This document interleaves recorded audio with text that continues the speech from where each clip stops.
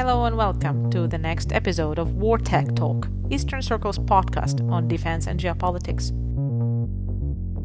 I am Anastasia Shabachkina, president of Eastern Circle's think tank in Paris and host of this podcast.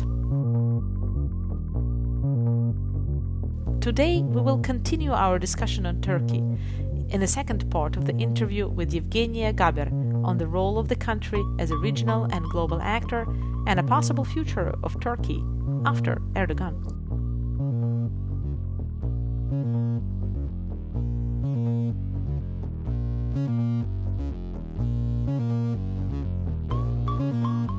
Ukraine is a Black Sea state. So for Turkey, that's the key point. And Turkey has no problems with Bulgaria, has no problems with Romania, has no problems with Ukraine's and Georgia's membership in NATO. And President Erdogan supported that several times. And that was a public statement. So he's vocal about this. And I think actually Turkey could win from Ukraine's membership in NATO because that would help deter Russia even more in the Black Sea. What is important for Turkey is not to be left one-on-one vis-a-vis aggressive Russia in the Black Sea, because there is a fear that if this escalation happens, then Turkey will be the forefront NATO member in the Black Sea who has to take the responsibility of somehow confronting Russia without getting additional or sufficient help from other NATO members. You would hear a lot about this Iraq and Syria and all other cases when Turkey had to deal with the consequences of not necessarily successful operations of the United States in the region or some kind of unresolved issue there. So it's not Ukraine not being in NATO, it's rather Ukraine being kind of a ideal option for deterring Russia without Turkey's direct involvement in confronting Russia openly. Very interesting. About actually maybe Ukraine's influence on Turkey, can we talk about the influence on Turkish military doctrine of Ukraine's experience of using naval drones in pushing the Russian Black Sea Fleet into Novorossiysk today and pretty much ensuring the freedom of a certain level of the freedom of navigation in the Black Sea? How, if at all, this Ukrainian naval drone production has influenced Turkey's military doctrine and industry? I think before talking about the naval drone production, I think the broader context is important. And since the full-scale invasion of Russia into Ukraine, what we've seen is Russia's being weakened in the South Caucasus, in what we refer to as Nagorno-Karabakh and later Karabakh issue, in weakening of Russia in Syria, in weakening of Russia in Africa, where Turkey also has its strategic interests. So the whole concept of Russia being a nuclear power which cannot be defeated, and Russia being a great military power which can never lose its wars, that had been shattered in Turkey. And now the whole perception of Russia, this great power who won almost all wars during the Ottoman, Russian wars, etc., it's not there anymore. So Russia is seen as a vulnerable and a weakened actor, and I'm sure that Turkey is considering options how to benefit from this even more. So this is a general change in perception of Russia, and this is something that benefits Turkey, I would say, and it benefits the region. Of course, it benefits Ukraine as well. And Ukraine, the successes of the Ukrainian armed forces, both on land and on sea, of course, it contributed a lot to this change of perception of Russia in Turkey. This is one thing, and that's a very important shift because this is the first time in my almost, 15, 20 years of looking into Russian-Turkish relations, when I see this change in the expert circles, in political establishment, etc., etc. The second issue is something which refers to the military technology. Again, S-400. The perception of S-400 has changed in Turkey greatly after Ukraine destroying S-400 quite easily in many different parts of the occupied territories of Ukraine with the Russian asset there. And the S-400 itself, which was advertised by Russia as something like, you know, this super system which destructible system. Yeah, which can never be destroyed. It's not there anymore. So this is again one of the factors which contributed to this change of perception of the Russian defense systems.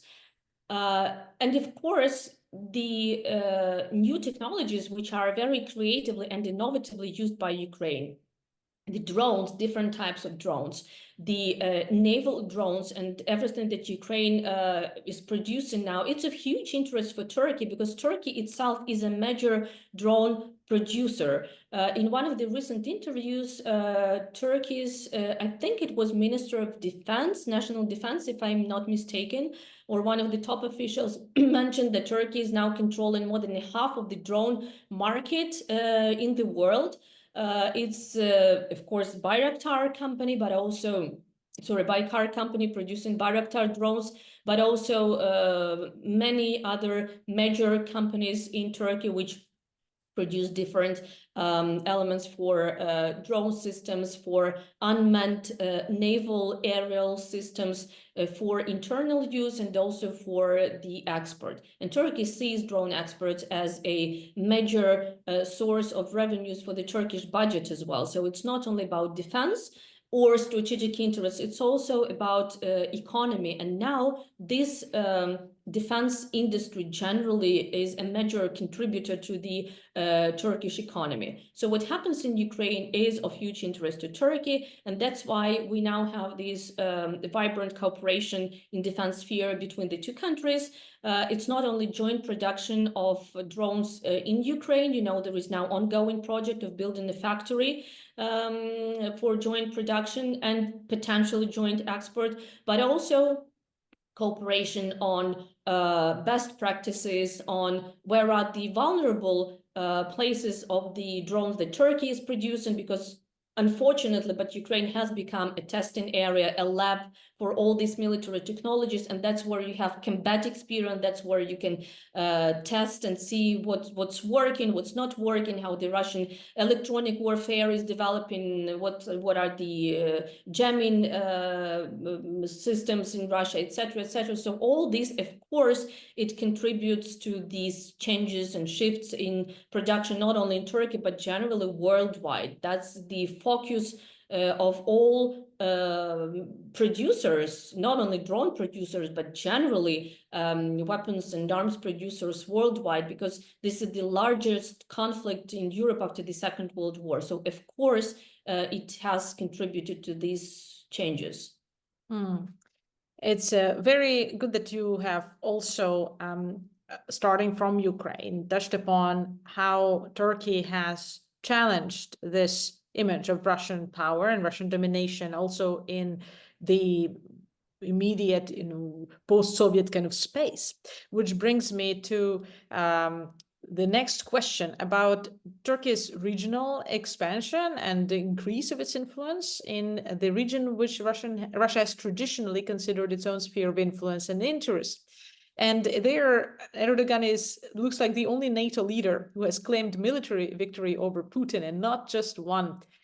Thinking particularly about Azerbaijan, of course, very controversial and very sad rekindling of the Nagorno-Karabakh war and Azerbaijan's initiative with support of Turkey, which resulted since 2020, the first return to the war, by also reconquering 7 regions in Armenia, which had used to be held by Azerbaijan before Armenia and basically conquered them in 1994.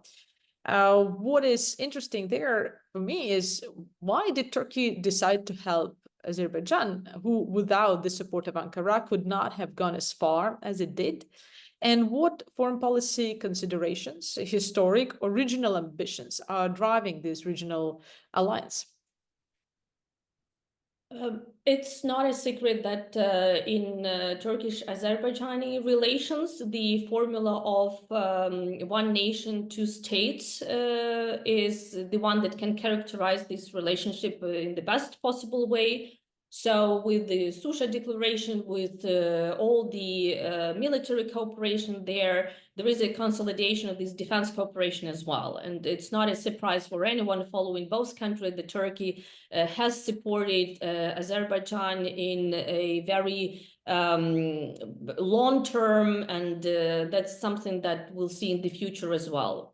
If Azerbaijan needs support from Turkey, it will get this support, and vice versa. With the Karabakh issue, so the restoration of the territorial integrity of Azerbaijan is a positive thing. If you look at this from this perspective, what is important is now to secure that the lives and rights of the population independently of their ethnic origin, political preferences, etc., is secured. So that's where we need to focus on now. And that's the human rights issue, which is also very closely related to what we're discussing. But generally, I would say that the role that Turkey has played in this case was a positive one, because it helped to finally restore the territorial integrity. Of course, that was also the first case when the Turkish drones played a crucial role, because they shaped the developments on the ground. And for Turkey, why this is important is also because of the connection to the Turkic world generally, and to the Central Asia, which is another area where Russia has claimed its rights and is kind of first-hand right, quote unquote, after the collapse of the Soviet Union. And now with the all the discussions around the Zangezur corridor and how Turkey can get direct access to the Central Asian states, also in terms of transport corridors, energy corridors, logistics, etc., this is another next region where Turkey can challenge, and started to challenge, Russian presence and Russian, maybe not dominance, but Russian interests in the recent years. With the Central Asia, it's a bit more complicated, also because of the Chinese interest there. So you need to balance not only the Russian presence, but also the Chinese interest. And here, Turkey is much more humble for a variety of reasons. But still, I think that one of the reasons for Turkey to support Azerbaijan even more, alongside its bilateral relations with Baku, is exactly for this reason. The Turkey sees itself as a regional actor with global ambitions, and Central Asia plays, and Turkey generally, Turkic republics, Turkic states play a very important role here in this Turkey's concept of being a regional power in multiple regions at the same time. Yeah, I think here we can expect, as you mentioned, that Turkey was not afraid of challenging Russia's interest. But what's important here, it's not a kind of direct involvement in an open conflict with Russia, which Turkey is obviously trying to avoid. And that's why Turkey is very soft on Russia's actions in the Black Sea, for example. Even when Russian sailors, just get on board Turkish vessels, trying to inspect the Turkish vessel, there is no reaction from that. In those cases, because of this kind of fear of or reluctance to have a direct confrontation. But where we see situations like in Karabakh or like in Syria, I think that we'll see more of Turkey's attempts to challenge Russian presence and to push Russia out of those regions. As I mentioned before, in Africa, in the Middle East, in many other areas as well. So Azerbaijan, I think, was the first case in the recent years where Turkey not only helped Azerbaijan, but also followed through with expanding its own influence at the expense of the Russian interests. And now maybe just to continue this subject we started about last time about Central Asia and Turkey's influence there, that we have observed in the last few years, especially increasing soft power influence through culture and diplomacy, through educational programs, and also maybe potentially scientific cultural organizations such as Turkic Council, Turksoy, and then the potential proposals of a Turan army, which haven't gotten too far so far, and which kind of all come up to this so-called Great Turan strategy that Turkey is supposedly developing in Central Asia. How do you assess these efforts? How successful has Turkey been in achieving and expanding its influence in Central Asia? And what does it tell us about Russia's influence in the region? Yeah, thank you, Anastasia. I think that's the great question, and I will start from the end of your question.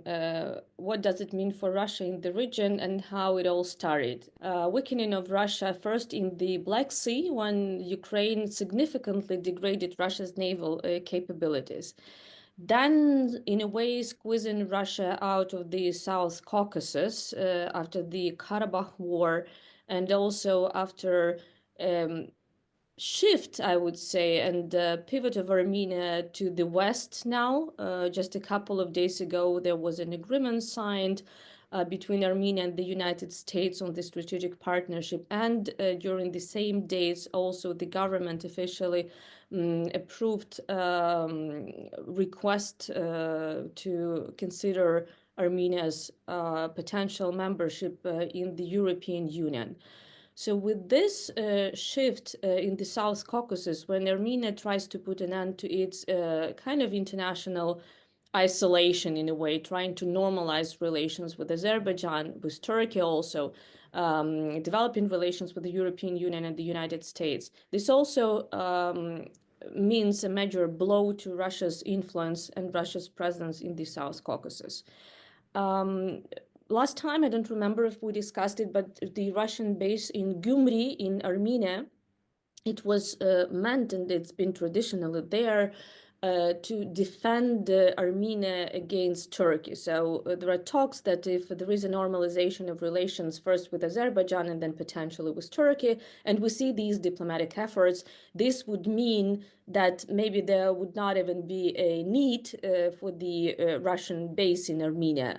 There is obviously an agreement for the Russians to stay there until 2044, I guess, but still, all decisions taken, suspension of Armenia's active membership in the so-called ODKB, right, the Organization for Collective Security Treaty, and all these moves, they also show how Russia's influence in the South Caucasus is declining. And then finally, we come to the Central Asia, where it's not only about Russia anymore, it's also about Chinese presence, and it's also about expanding Turkish presence and influence. And of course, this is a great window of opportunity for Turkey. Now, that being said, I wouldn't go for all these pan-Turkic narratives, the army of Great Turan, and all the ideas that were really, really popular in 1990s, because I think the objectives of Turkey in the region have evolved, and the perception of Turkey in the region by the regional countries have changed ever since.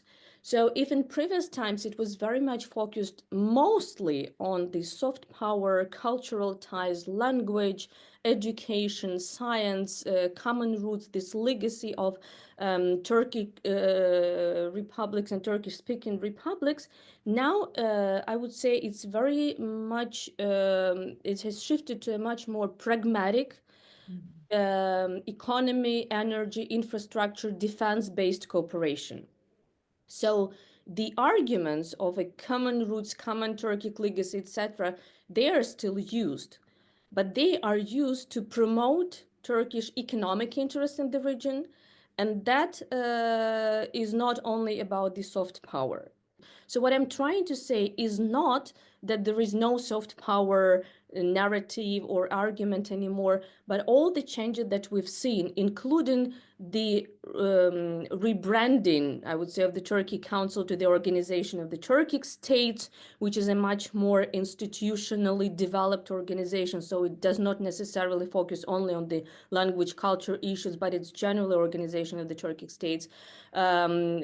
Turkey's new desire to vocal desire, I would say, to be present at different negotiation tables, including the Shanghai Cooperation Organization, BRICS talks and discussions, etc., etc. So I would say that it's a much more geopolitical, long-term kind of defense provider type of thinking now, and focusing on energy infrastructure rather than just being a cultural project of a great run from the Adriatics to the great Chinese Wall as it used to be in 1990s. Very interesting. And how does this unite then and coexist with Turkey as the member of NATO? It's really difficult to answer the question of how NATO perceives Turkey, because if we are talking about NATO member states, then the perception of Turkey in Washington and the perception of Turkey in Budapest or somewhere in the Baltics or in France, they would be very, very different. Institutionally speaking, if we're talking about NATO as an institution, I think that Turkey is a very important member and contributor to what NATO is doing, including overseas operations for many, many years now. And there is an appreciation of Turkey's role as the second biggest army in the alliance. And obviously, Turkey is increasingly developing, quickly developing a defense industry. And this sector is very important in this new geopolitical setting with Russia's war in Ukraine, in the Black Sea region, but also very often, unfortunately, with kind of a sleeping continent, I mean, European continent, with lack of development of defense capacities, capabilities, industries. Turkey has developed it for a variety of reasons, for its own insecurities for decades. So now Turkey is taking a leading role in these as well. And in a way, when we're looking at the contributions of different states to the defense cooperation within NATO, Turkey is, if not among the leading states, then a major ally, and it is recognized. Plus, of course, Turkey's role in the Black Sea region, its geopolitically important role as the guardian of the straits. We discussed it last time when Turkey closed the straits to Russia, and the special relations with Russia when Russia really takes Turkey seriously because it knows that Turkey, if needed, can shut down its airplane. Turkey, if needed, can challenge Russia in Syria, Libya, in the South Caucasus. So there is this recognition of Turkey's special position. With this being said, it's also important to mention that Turkey's political decision-making is very often different. Turkey obviously has its own national interests, and Turkey's own national interests have always been at the core of its policies. So very often it's a special position on many issues, which is different from that of the United States, for example, or from that of Germany. This has caused problems. Turkey's own view of the role of, let's say, the United States, France, the UK in the Black Sea region, when it doesn't really want to let these countries expand their physical presence in the Black Sea with their warships, seeing the Black Sea as very much a Turkish, Russian, Ukrainian kind of thing. This is not helping very often, and this may cause some problems in diplomatic dialogue, and this may cause some tensions. But again, when you talk to someone in Turkey and you ask, what are your relations with NATO? You can hear two different responses, which are kind of contradictory to each other, but very much complementary as well. First, you would hear something like, Turkey is NATO. So how can we talk about Turkey's relations with NATO if we represent NATO in the Black Sea region?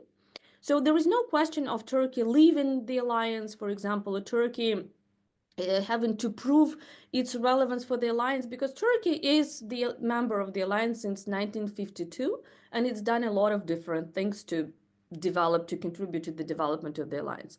And then you have a very different argument when many experts and politicians in Turkey would say, we don't want to see expanding NATO presence in the Black Sea region. We don't want to see more NATO in the Black Sea region. And then when sometimes I ask, like, what do you mean expanding NATO presence in the region? Because you are NATO, like Romania, Bulgaria, and Turkey are NATO in the region. Yes, but we mean the United States. So mostly Turkey's problems, we can discuss those, or issues, not necessarily problems, are related to its bilateral relations with the NATO member states. Now, with the new U.S. administration in the United States and in Washington, there is a window of opportunity. Many experts discuss the Trump administration as potentially more favorable for Turkey, which is interesting because last time during the Trump administration, we've seen all the, again, roller coaster in the U.S.-Turkish relations with the tariffs, with steel metal thing, with, just the Turkish lira completely losing its value, like maybe 15-20% after one tweet that then President Trump put on his Twitter. So it was all there, but still the Trump administration is seen as very pragmatic, as very transactional, as very solution-oriented and focused on the result, not necessarily the process, way less focused on the human rights, very much interested in boosting the European defense and deterrence capabilities. And in this regard, Turkey is an important contribution to the European pillar of NATO, with the defense industry, with its armed forces, with all the capabilities it has. So if Europe should become, there is a vision, right? Europe should contribute more to the European security and should become an autonomous player in defense, then I think Turkey's role in NATO could and should be reconsidered. How about Turkey's regional ambitions beyond the Russian sphere of influence, but rather within the Middle East? What is Turkey's interest in dislodging Russia from Syria? And can it be termed as a NATO leader in this regard? And what will this Turkey-created or Turkey-backed peace in Syria look like, in your opinion?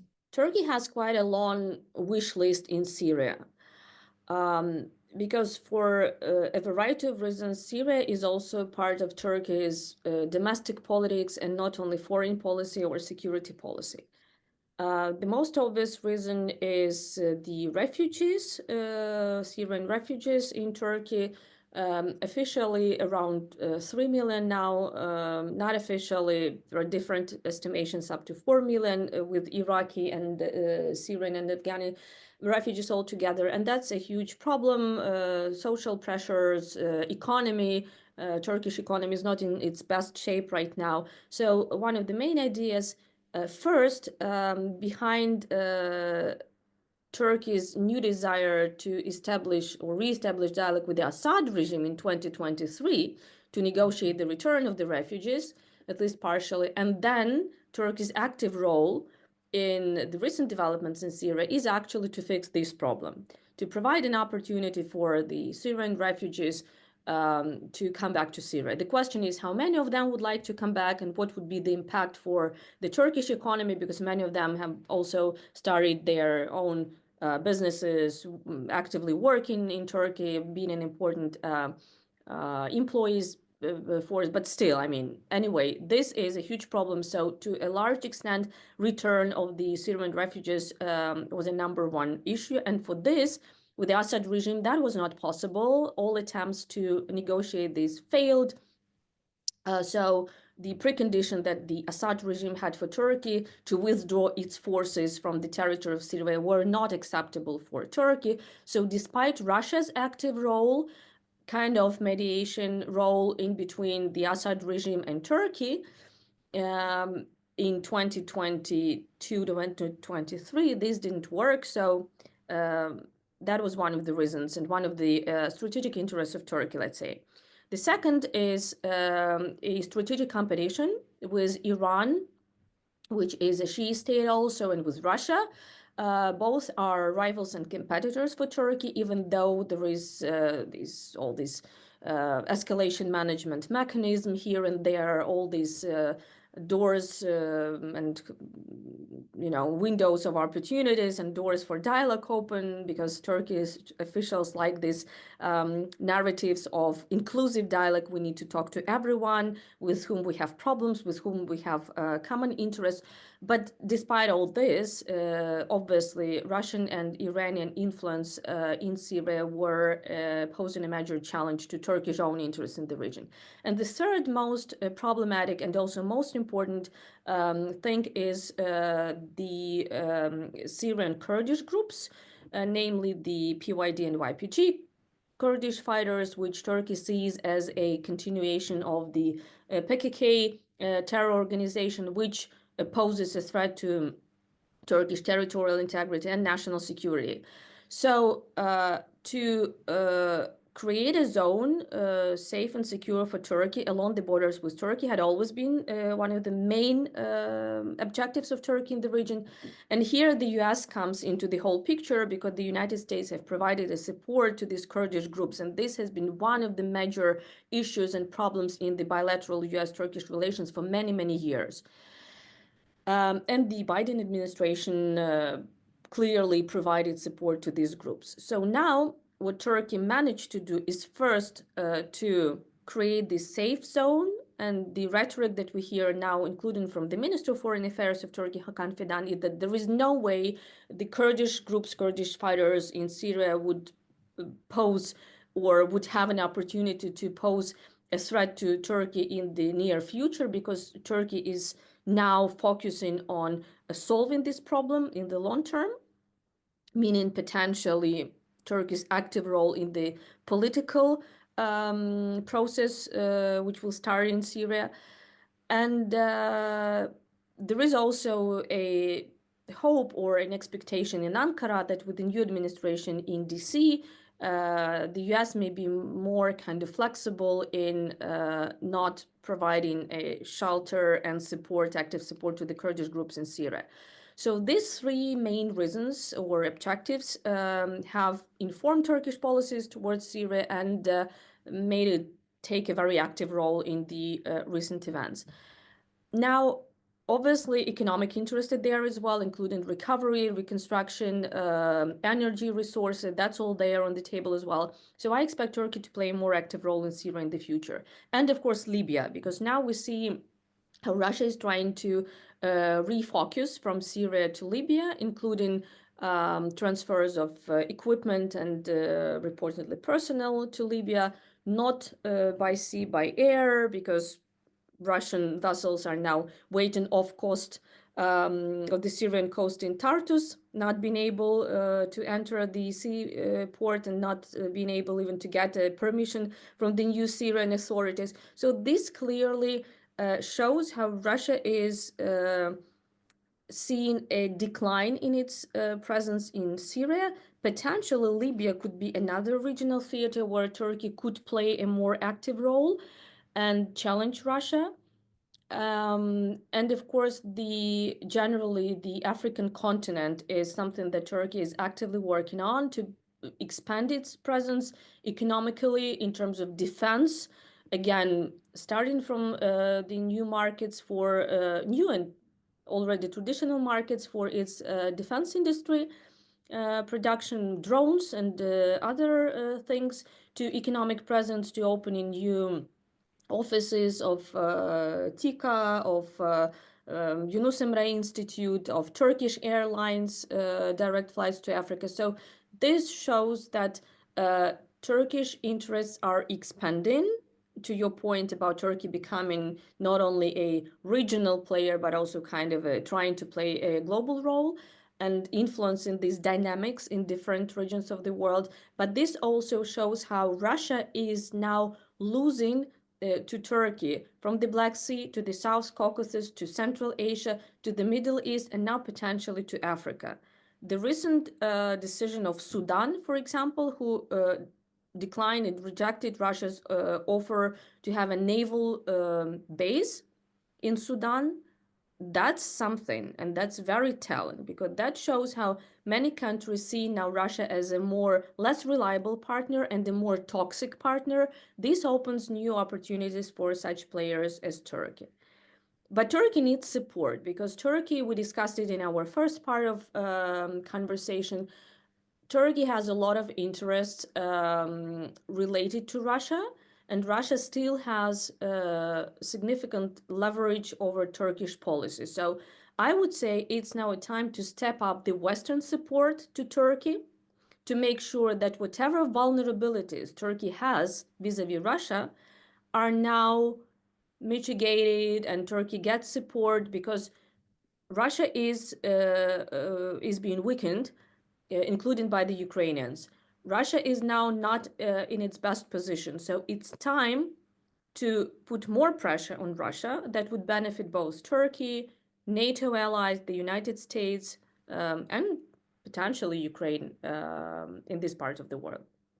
Recently, I think one of the most frequently asked questions is what happens after Erdogan. And then, if you listen to his address to his party members and supporters, I think in Şanlıurfa or somewhere in the southeastern Turkey, and someone asked if he would like to run for presidency again in 2027, 2028, he said something like, well, we need to see, wait and see if people want me to become a president again, maybe I should consider that option. So it's always tricky to answer a question, what happens after Erdogan, because I'm not sure it's happening really soon. But if we're saying, yeah, I wasn't even actually thinking about the election, since we're so used to Erdogan's electoral politics style. I didn't even think of that. I was just thinking rather more of natural causes. Right? He's Right. out there, Erdogan, and when we see him, descending from airplanes, etc., versus Putin sprinting down the tarmac, and then Erdogan barely, dragging his feet, is more like Biden kind of type of tempo or Trump type of tempo. Yeah, it's kind of, he's out there. It shows that he's slow, that he's aging and aged, and even if he's around for 10 more years, at some point he's going to, just for physical reasons, pass his power baton to someone else, just maybe because he died, let's say, and just let's say after his death, let's say not tomorrow, but in general. Yeah, How no, I totally get your point, and obviously there is the change of elites happening not only in Turkey but in many other countries for this reason, for the aging elites reason. So it's not only Turkey's problem; it's generally something that we see from the United States to many European countries. But yeah, I think this strongman diplomacy, it's obviously there. So it's a brand thing for President Erdogan. He is tough. He wants to portray himself as a leader who can negotiate at the same time with let's say, President Trump, with President Putin, to be present at the NATO's meetings, and then go into the Shanghai Cooperation summits, and then being a leader who can fix problems and having influence among different countries. So when the whole food security issue was on the top of the Turkey's agenda, grain corridors for Ukraine back in 2022, etc., that was also one of the brand things that no one could fix it. But then, because President Erdogan can talk to all different sides, he brought together kind of Russian, Turkish, Ukrainian UN representatives, and then helped African countries and the so-called global South. So every single time when you look at these mediation efforts or some kind of statements, you can see this very personalized style in diplomacy and in the foreign policy.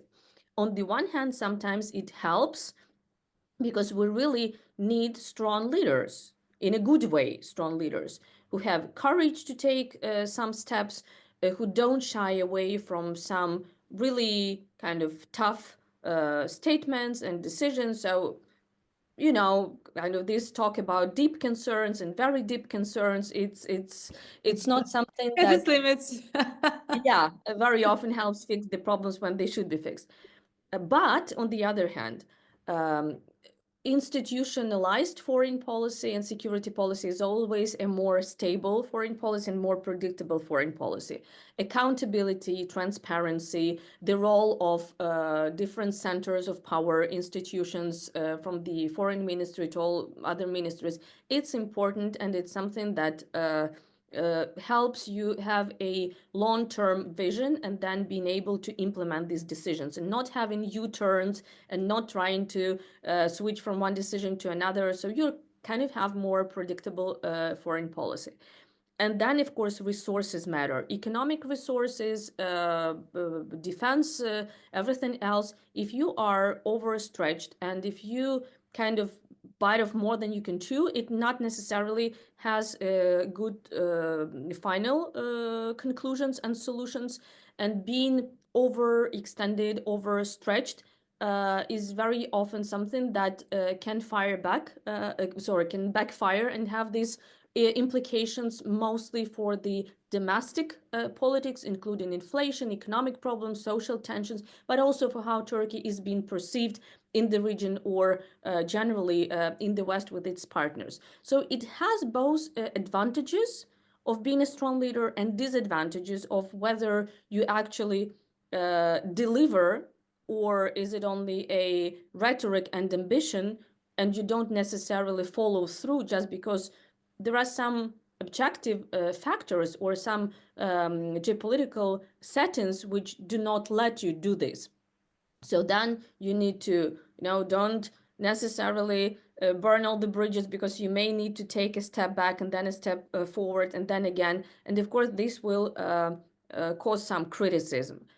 I don't think that after Erdogan, whatever it may look like, Turkey's main characteristics in the foreign policy would change. And this is balancing, for example. This is a desire to have working relations both with NATO and Russia, which is an important factor for Turkey in the region. Some decisions on Syria, Kurdish question, etc., etc. So there would be some continuity in Turkey's foreign policy, independently of whether it's Erdogan or not, because it's been there for ages, including this very pragmatic balancing policy. So I don't expect Turkey to become overnight, kind of totally only NATO ally like Germany or like the United States. But of course, if opposition wins, and we're talking about the CHP mainly, we would see potentially more institutionalized foreign policy, less consolidation of power, more discussions about the European connection of Turkey, EU, NATO, transatlantic ties, and less discussions about China, Shanghai Cooperation Organization, and all the things. If this is again, AKP leader, not Erdogan, but let's say, I don't know, someone from his party, or Selçuk Bayraktar, who is very often named as a potential successor to Erdogan, I would expect more focus on a kind of modernized nationalism, not necessarily secular nationalism, but with a much more focus on a strong national economy, autonomous, self-sufficient defense sector and defense industry, and Turkey's role as a, let's say, stabilizer in the region. It's difficult to say what exactly follows. I would expect less focus on a more Islamic, Muslim identities, if we're talking about a new young leader, but definitely this pragmatism and this focus on Turkey's own national interest will still be there. Thank you very much. I think that we have covered a lot of ground in this conversation. It was really a pleasure talking to you. Thank you for taking the time. Thank you, Anastasia.